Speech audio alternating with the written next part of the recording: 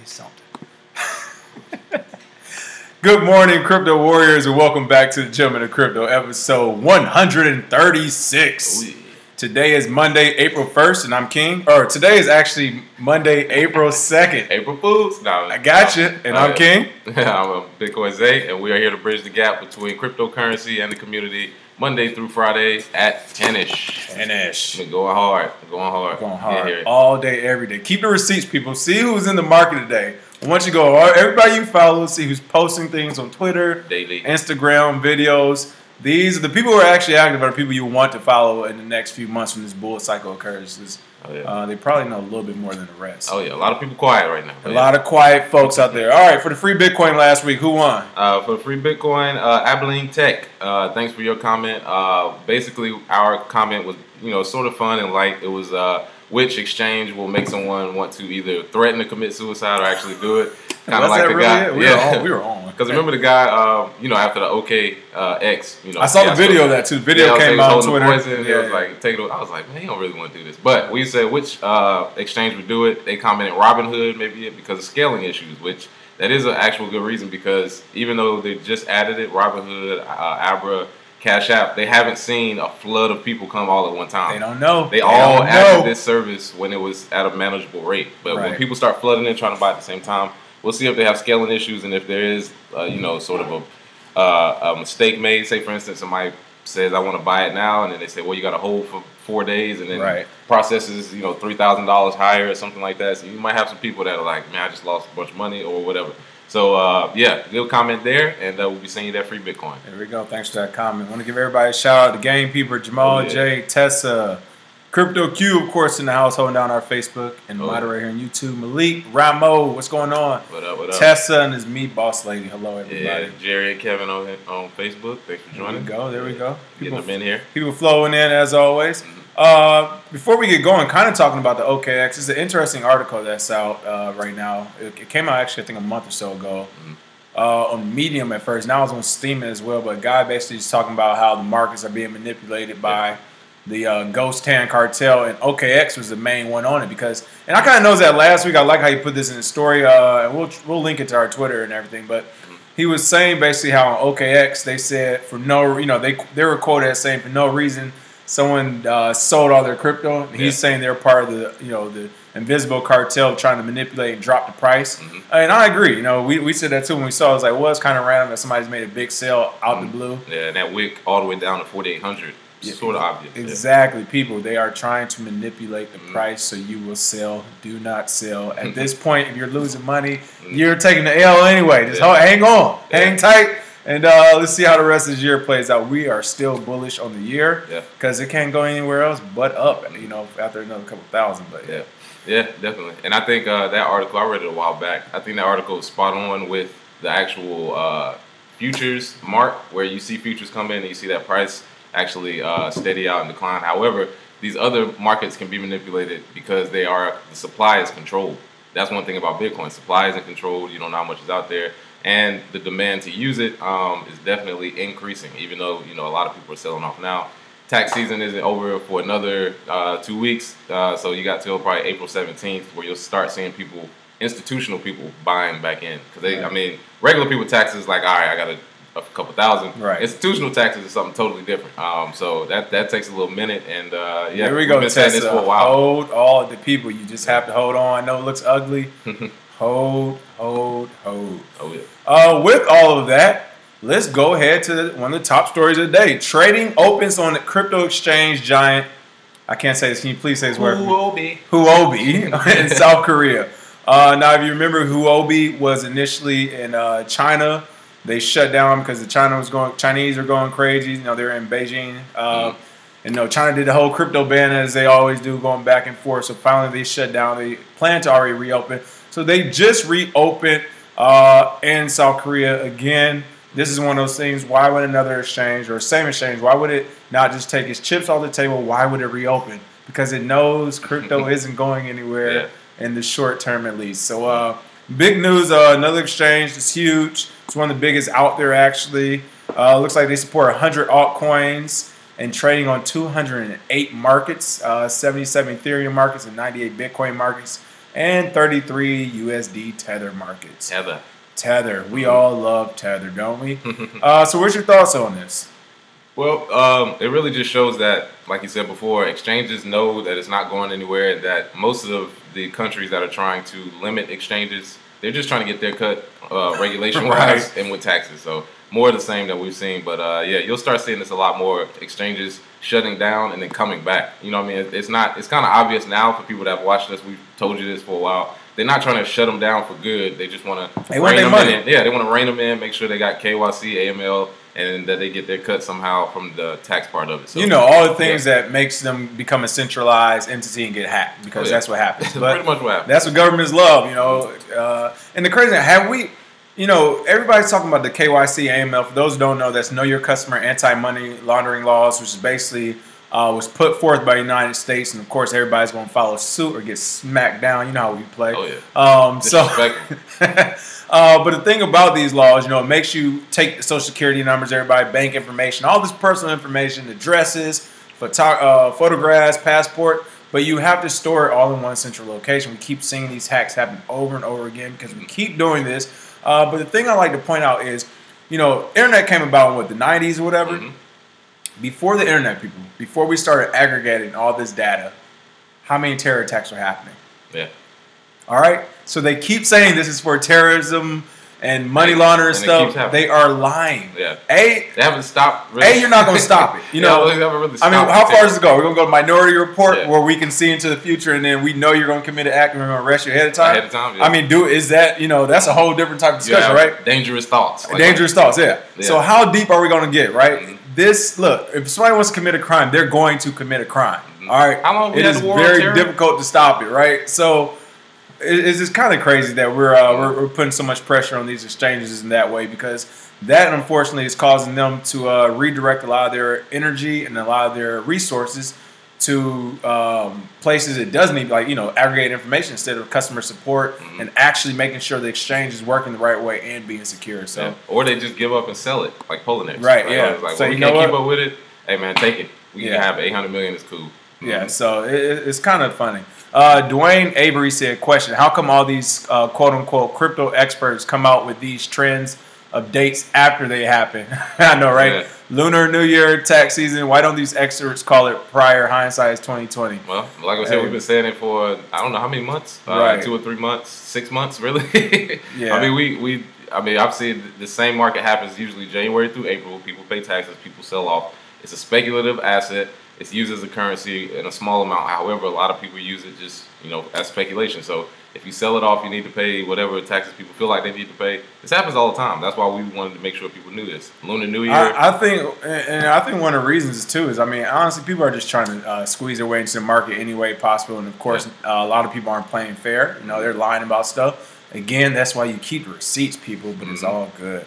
Oh yeah. Next, okay, we have to talk about this huge story.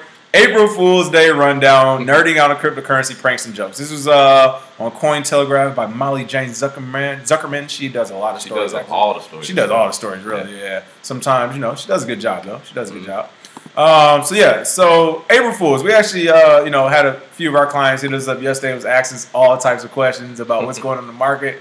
Overseas folks, for the most part, we had to tell them, you know, hey, in the United States, April Fool's Day is April 1st. For those who don't know, that is when basically jokes and pranks are played. So almost all the news that came out yesterday, not just in the crypto sphere, but any industry in the United States, almost all the news yesterday, majority of it was probably fake or questionable, okay? Yeah. Because it's supposed to be a joke or a prank. That happened in the crypto community as well. Some of the highlights being, looks like Buterin, of course. Vital Buterin had the most jokes, I guess.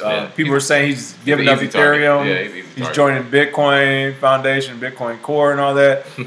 Was it Jesus Coin? Jesus Coin, yeah, I would say it's easy target. I saw one with Roger Ver apologizing about Bcash, and I've been a huge douche. Right. But yeah, it's April Fool's. We keep it light. And we were talking about this earlier. The thing about the Jesus Coin, actually, people. This has been a running joke that's been running a little bit too long. So I would actually watch Jesus Coin in the future, because you just never know when that pump's going to happen. That's how Doge. That is how Doge happens. So Jesus has actually been around for a while. I don't know how, but you can see here they say have great news. Vitaly Buterin has joined us. Retweet. I invited like Buterin and get another 10,000 Jesus coins past Moon to go straight to heaven. And it looks like about 900 people at the time of this had liked it. 1,300 commented on it. So again, these are huge. On crypto coin market cap, you had a Lambo option, which is equal to $200,000, which is pretty funny. Yeah, because that's all the crypto community really knows is Lambos. Oh yeah, forget Aston Martins and all that good stuff. And what else we had? Yeah, so it was a few of them. It was a toilet paper one. I didn't read that one. Yeah. But this is my favorite. Will Panda, huge crypto personality on Twitter. He came out and said the real hashtag April Fool's Day joke today is the Bitcoin price. That was the real April Fool's joke right there, people, because that was not funny. Oh, yeah. Somebody said Jesus coin, big no. Yeah. Right, yeah. Hey, listen, it's all, oh my goodness, game people are too funny. These comments, I love them. But no, kind of going off of what Will Panda said with that Bitcoin price and everything, let's go on to more serious stories. And that's CNBC doing what CNBC does is best. Spread panic, FUD, contraindicate, all that good stuff. CNBC released a story, what was it? It actually came out a week or so ago. No, they re-released it the other day, but said Bitcoin is unfolding like the .com crash, just 15 times faster. They said Bitcoin is behaving a lot like the NASDAQ did in the .com bubble, but 15 times faster, says a Morgan Stanley expert or whatever. Yeah. Here's the thing, people. There is, I won't say no one, but I highly doubt there are a lot of crypto experts at Morgan Stanley because they still wouldn't be working there. Yeah. Period. Yeah, you can make more money not working there if you're an expert at Morgan Stanley. Yeah. So, there's not many crypto experts in the world, period. Right. So I think that was pretty interesting. I mean, it's one of those things, they're calling for the death of Bitcoin again. You see here it says, Bitcoin has fallen 4 times already. Bitcoin has seen 4 bear markets and everything. It happens. This is one right now.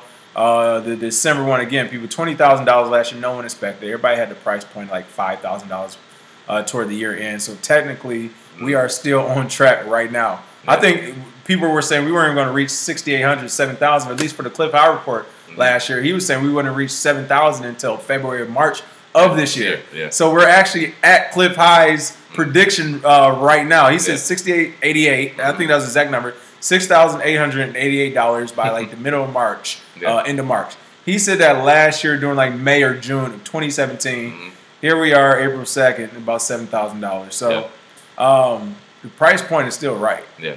Oh, yeah. Yeah. And I mean, if you have been around as long as, some of us have, all of this is just regular, healthy correction stuff. And on top of that, from the CNBC standpoint, they're always usually misleading because they always leave out a little small thing that could actually help you realize what they wrote is terrible. The market cap right now is about $250 billion.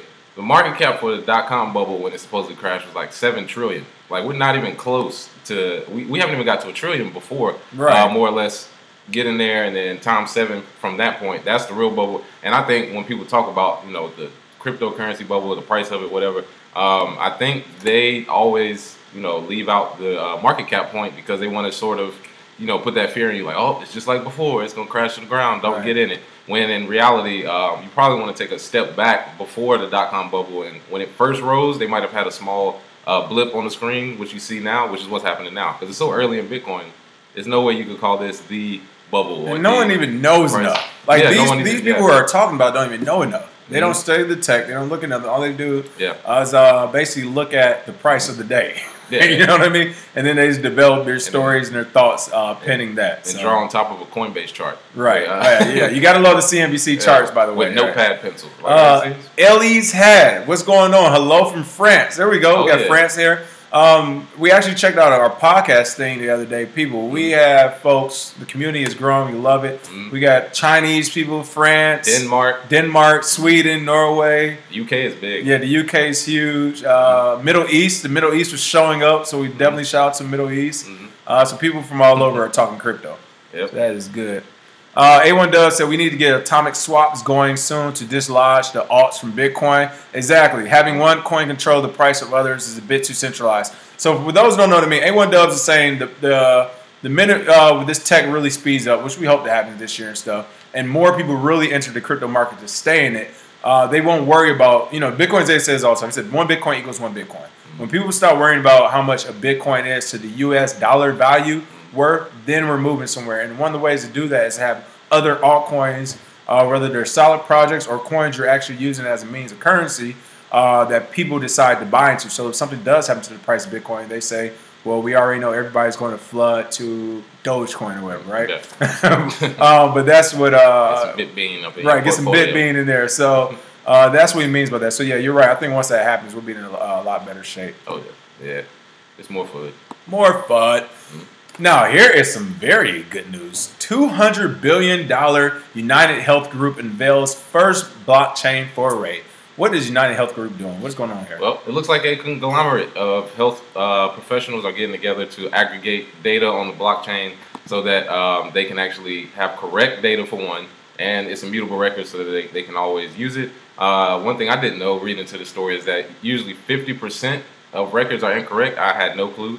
People have terrible health records, showing up. Oh yeah, you didn't account for this. I don't have this on there. And some people may, get in trouble with their health because they don't have that data. Right. So if this is a cheaper, faster way to store data and ability to make sure it's, immutable, then it looks pretty good. But yeah, it looks like the UnitedHealth Group is getting busy with blockchain like everybody else. And health is one of the biggest sectors. It's going to be huge. For blockchain tech, health would be huge. Oh, yeah. So, yeah, companies like them in the public sector, as well as in the crypto sector, like Patientory, I believe there's a few other ones. But, health is going to be a big one. That's a big sector. This is how you know health's going to be big. Let's just look at two little facts first. Bitcoin came out, then Apple Pay came out. Blockchain came out saying, hey, we can put all your records on this secure distributed ledger, and you can watch it. Everybody can have their access to their own stuff. Then Apple recently just came out a couple weeks ago saying, hey, you can put all your health records on our app. Yeah. People, are you not seeing the correlations here? Oh yeah. Don't do it. But it's pretty interesting that this comes out literally like last week. We were talking about Apple telling everyone to put all their health records in their app they're about to release here soon. Then this news breaks. So right after this looks like something that's in the season one of episode Billions. Yeah, and I'll be interested to see in smaller countries who don't have access to good health care, whether they can move that tech or have the onboarding of that tech pretty easy, because if you can get people's health records on the blockchain and keep up with it, and the speed at which you can send data from one place to another, then you may have one of those things revolutionary wise where healthcare becomes pretty common. Like the borderless type of healthcare. Borderless healthcare, right? Yeah. You go any doctor in the world, they pull it up, boom. Yeah. That would be amazing. Yeah, possibilities are there. That's all you need. And again, it's one of those things where it's like there's no reason to stop that progression. Yeah. It's one of those things where it is. It's money reason for some people. That's all. I was gonna go there. I was gonna go there. Yeah. And that's the only thing is literally companies and businesses. Which again, from a person, business, company point of view, I can understand. They're like $100 million+ company, or they have investors and stockholders and people they got reports, or if it's just their own business. They're like, look, hey, we're not trying to go down this route. Hey, man. However, this is the right. You know what I mean? But this is the right thing to do. This is the future. And I guess it's really about the users really adopting it and pushing that to businesses, saying we're not asking to be able to accept it. Either you're going to accept it, we're going to look elsewhere. So yeah, true. Sounds good there though. It's going to be amazing. South Korea arrests 14 on suspicion of discount Bitcoin mining. Why they hating no more? Oh my goodness. South Korean authorities have arrested 14 operators allegedly involved in illegal subsidized Bitcoin mining. Local media outlet Yonhap reports April 1st. They said it looks like they were subsidizing electricity since May 2017. About 13 companies were complicit, each using up to 350 machines to mint Bitcoins with an energy discount of 10%. That's actually pretty good discount. It's quoted as saying these companies were found to be able to use electricity at a price 10% lower than that charged for general purposes, as well as rent factory space at a low price. It sounds like good business. It sounds like they just found a way to beat the system. I don't understand why they get arrested. Is that what it is? Straight hate? Yeah.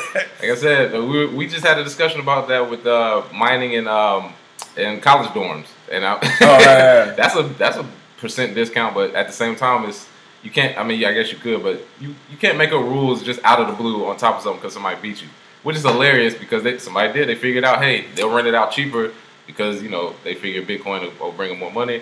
Hey, that's just good business there. They figured out what your rules were, but Hey, shout out to Ian Bellina. What's going on? Ian Bellina, my man. If you all don't know Ian Bellina, he's another huge person. I won't say another. He's a huge person in crypto space. We're small fries. Yeah. He has a pretty good music video out that's getting people involved in crypto. But shout out to Ian. Go check out his Twitter. I know he's pretty active on there. Yeah. So yeah, I'm sure he has a ton of resources for you as well. Oh yeah. Appreciate thanks for joining, Ian. What's going on? We got to do something together one of these days. Oh yeah. Let's see. I saw a comment. Kobe Fields asked, "Are we expecting a bottom around 3K?" No, I don't think it'll get that low. I think it'll get close. Which called 5K a couple weeks ago. I give him that. Who was that? Alex. Yeah, well, Alex Daly called 5K. 58, 50 looks like an interim bottom, and then 44 is what the weekly bottom is showing. But yeah, 3K is a possibility. Everything. I mean, when trading, you have to have those stops in place. I just think the amount of people who are waiting for doom and gloom usually get their shorts are usually used as fuel for another bull run or another bull push. So I would say a lot of people load up leverage at these levels to try and say, oh yeah, if it's going to drop, I want to make it back, and then boom. Because I saw the number of shorts go up 12% yesterday, and then the price went up $700. So it's literally like if you pile in the shorts with leverage, as you'll see, like if you join our educational group, we talk about this all the time. You have to think the opposite of what the market is doing in order to actually get that profit. So yeah. And another thing I'll say I noticed. I was telling Bitcoin Zay this a week ago. Like I really strongly noticed this. So again, we're almost like we're full-time crypto people. Like we keep a lot of our stuff in crypto. Let's just say that. But you still got to pay rent and stuff and all that. As an antiquated system where we're at. Where they like checks, believe it or not, the building really likes checks. We tried to pay old school people. But because of that, got to cash out sometime, right? Mm-hmm. And it's one thing I realized, literally for the last year, at the end of every month almost, like literally at the end of every month, I have seen the price go down. I know this because I'm always at the end of every month going to, settle all my dues and bills and all that, make sure I got the money. And at the end of every month, I realize I buy low. And the other day, I really noticed, like, it's literally at the end of every month, and I was like, I'm gonna be paying attention come, Monday, 1st and 2nd, see what the price does. And you just said bounced up another $700. So I'm beginning to really think that's a huge trend. I'm gonna look at all the charts on it, but everybody's selling crypto to pay rent. At the end of the month, it's always at the end of the month the price goes down, and at the beginning it goes right back up just a little bit. Plus, it's the end of the quarter too. So. Right, yeah, the quarter was huge too. Crypto Key said you hear about India basically wanting to force people to upload their DNA on the blockchain. Yes. I've heard that in a few places, actually. Not surprised because, like I said, 1984 was here. I was saying this back in 2006 when they were talking about having stem cells and being able to keep your DNA on in a database anyway. So now that we've gotten to a point where the tech has caught up with the idea of what's going on, I've heard about that. I've heard in different places they already have jobs where you can't work there unless you have a chip and your DNA is sequenced on that. So. And to them, they say they give you benefits because they're like, oh, if something's going wrong, we can let you know ahead of time. Something blah blah. We can always help you. Don't worry. Yeah. Okay. Yeah. If you're ever kidnapped, we can find you. Like. Yeah. Exactly. Yeah. I don't want that, brother. But yeah, we've heard of that. Yeah. This is crazy. All right. Some more bullish sentiment from crypto in general. To Russia with Bitcoin. Hotels will accept cryptocurrency during the World Cup. Huge. Oh yeah. Oh yeah. What is going on with the World Cup in Russia? Well, if you go to Russia for the World Cup, you can actually pay for your hotel with cryptocurrency. And different places, they have places you can stay. You can actually pay with cryptocurrency because they, like many other people who are starting to accept crypto, realize that it's very real. Accepting it as currency is a benefit for your business. So that's what they'll be doing. Remains to be seen which cryptocurrencies they will accept. But I'm pretty sure Bitcoin will be one of them. So. Good news there. And honestly, the people who go to the World Cup, it's the biggest event in the world. Right. When they see that, at the World Cup, they're accepting crypto at some of these hotels, cool. It's like, all right, well, this must be a real thing because some people still think it's just a pie in the sky, tech guys sitting in a dark room are making this money happen. But yeah, it's a real thing, mainstream, so good to see there. So one of the places accepting is Apartments Malinas. Their manager, Anna Subutina, said, cryptocurrencies are now enjoying increased interest. Gradually, they will come into use as a means of payment, and we decided that the fans should be able to pay for our services with the help of this innovative technology. It may very well be that other hotels are awaiting our example for the forthcoming football holiday. There we go. Way to be a leader. Oh, yeah. Like they said, it may very well be that other hotels. I think that's how it is in all businesses and industries right now. Even people who swear up and down they hate crypto, they hate Bitcoin, they're waiting to see someone else in their industry use it first, as a test case. Like you always say, they want to look at the script and say, okay, we can do this different, we can do that different, move forward. They just want to see someone else use it first. And I think, Anna hit it spot on. Like, whatever, we'll be the leader. We'll do it first. People will remember that too. Exactly, and they'll know who's first. And they'll always come back. Speaking of which, I'll post it on our Instagram one of these days this week. Driving through LA the other day, had to go take care of some business. And at a liquor store, it was like Good Day LA, like something Bitcoin. Like we have the Bitcoin now. we have Bitcoin or something now. Like it's like a popular liquor store in a popular area stuff. But they had it on their sign outside, and it's right off one of the main freeways, one of the main intersections and streets. So I was just like, wow, like people, that is huge. This is LA, and they basically have like a little mini billboard out there saying that, hey, coming to the liquor store, we got Bitcoin for you. All your Bitcoin needs taken care of. They had an ATM in there, all types of stuff. The guy who worked there, I talked to him. He didn't know too much about it. He was like, man, that's all the owner, man. Yeah, exactly. Most people I've asked that have people like, man, I have no clue. Like, what? Yeah, so I gave him like a 2-3 minute intro, and I was like, dude, you need to learn about, like, if your bosses bring all this stuff in here, you want to know about it. Oh, yeah. He was like, he was like, you're like the 5th or 6th person, like, we just put it up. He's like, you're like the 5th, 6th person came in already and started asking about it. Because people want to use it. Yeah, that's what I was telling him. I was like, dude, people are going to come in there and use this stuff. Hopefully there's some good hotels in Russia. Not some, like, the Snooty Fox hotels, except crypto, because if you give some of the Motel 6s except the crypto, we'll be like, ugh, we know what you're going to use crypto for, but yeah, it's all good. Good to get to see it start. P-Man Van, what's going on? Yo, make sure you smash that like and share button, people. Thank you. Yep, Sergeant Crypto said first. Everybody's waiting on someone else to do it first. That's right. No one wants to be a leader. You know, what? Follower, man. And actually, in President Obama's in his national security strategy when he first came out, and this is the national security strategy for all the United States and everything.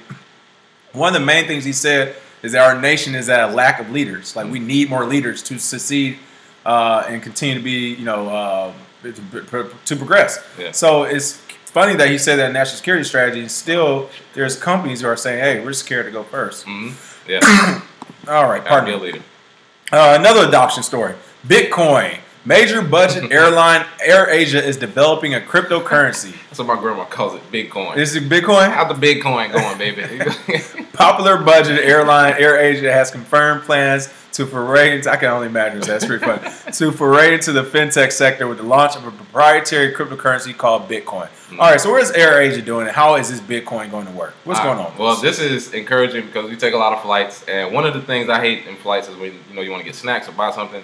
In flight, you got to use your credit card or you got to use cash and ruffle around. What they're starting to do with AirAsia is with their own cryptocurrency, you can pay for in-flight upgrades, snacks, meals, things of that nature, booze or whatever you want when you're flying, which is more efficient, way more efficient in my opinion, faster and to the point. Because honestly, if you're sitting in a plane, you don't want to reach over somebody and you don't want to have to reach through to try. Yes, it's such a mess. But if you can just pay instantly with crypto, get whatever you want, that is much faster. And I think, like we said before, most people are followers. So if AirAsia runs a pilot program, no pun intended, and it actually works, then I'm sure you'll see another airline doing it, and hopefully some of the bigger ones will catch on with it, because I'm sick and tired of having to pull out a credit card. That's super whack. Yeah, I mean, especially with, like I said, the idea. The tech has to catch up to the idea. Well, it's here now, so hopefully, we get more pilot programs where people are trying to testing this out, so you can be, more comfortable on your flight, pay for your stuff, use crypto, and get out of there. So easy, easy. Crypto Q said the best hotel in Russia is right across from the FSB office. It's pretty funny. If you're serious, it's really funny. Yeah. Sergeant Crypto said, as a personal trainer, my colleagues told me I was cray-cray for accepting Bitcoin last year. Now they're asking me how they can do it. I told them it'd be a small fee to help them. Hey, it is what it is. It's right. My friend had a gym back home, and I told him the same thing. Except crypto, bro. It's free promotion at the very least. But after a year or so, it's definitely worked out. A1 Dubs, great comment. Maybe one day you won't be able to fly without crypto. I think that would be amazing. And why not? Again, it's one of those things, like, why not, people? Hey, you remember flights without Wi-Fi? That was a very short time ago. Like, that wasn't that long time ago. It was no Wi-Fi at all. Now it's like, where's the Wi-Fi? You know what I mean? So, yeah, it's coming. All right. And last but not least, we got to talk security. New cryptocurrency malware. ComboJack changes wallet addresses you copy paste. Shout out to Crypto Q. Again, he moderates our Facebook as well. He posted this. CryptoQ is on top of all types of security stuff. It's some of the stuff he does professionally, so he knows about a lot of this stuff. But, I mean, this is huge. Basically, what happens, it looks like researchers from Agar warned us that cryptocurrency malware could be found in the most unexpected places. That's one of the things we've been knowing, illegitimate scripts and websites, apps, games, extensions that utilizes computing power for mining crypto. So ComboJack is a Trojan similar to Crypto Shuffler, which monitors a clipboard where data resides when the user cuts, copies, and pastes for wallet addresses and replaces pasted text with the wallet address of the attacker. So, of course, no one wants to type out those long, addresses or passwords and all that stuff. So when you copy and paste it, apparently this malware can just take that, snatch it right off, and insert it themselves. It was found by Palo Alto Networks. The team I was going to say this covers some other stuff. The team discovered that ComboJack understands which form of currency a wallet address is using by the length of the text and the starting letter and number. So this thing is getting more sophisticated as it goes, people. Not only targets cryptocurrency wallets, but also Yandex and web money and USD and rubles. That was pretty random. So I wonder what country they're coming from with this. But just happen to have rubles. Right. Well, we need all the rubles we can get, but we're based out of Sweden, like right. But yeah, so again, this is huge news. The number one thing in cryptocurrency, people. It doesn't matter how good of a trader you are. It doesn't matter how much money you have, or who you know. If you cannot secure your crypto, doesn't matter. Yeah. It just doesn't matter. So huge news. Of course, make sure you're doing that security sweep on your computer, laptops, and all that. And I would say, you might want to type the full address out, which works better. But we know realistically that's probably not going to happen right now. Yep. Just double, triple check, like what P-Man Fan says. Just check it over and over. And also use Block Explorer to view your transaction after you do it, so then you can see where it's going. So, yeah. There we go. Yep. All right, for the free Bitcoin today, what do we have? So, for the free Bitcoin, following up with the BigCoin, that's on AirAsia. What flight or what airline do you think will be the next to integrate cryptocurrency or blockchain technology? It could be a smaller flight or a smaller place or a bigger one. Let us know and put your public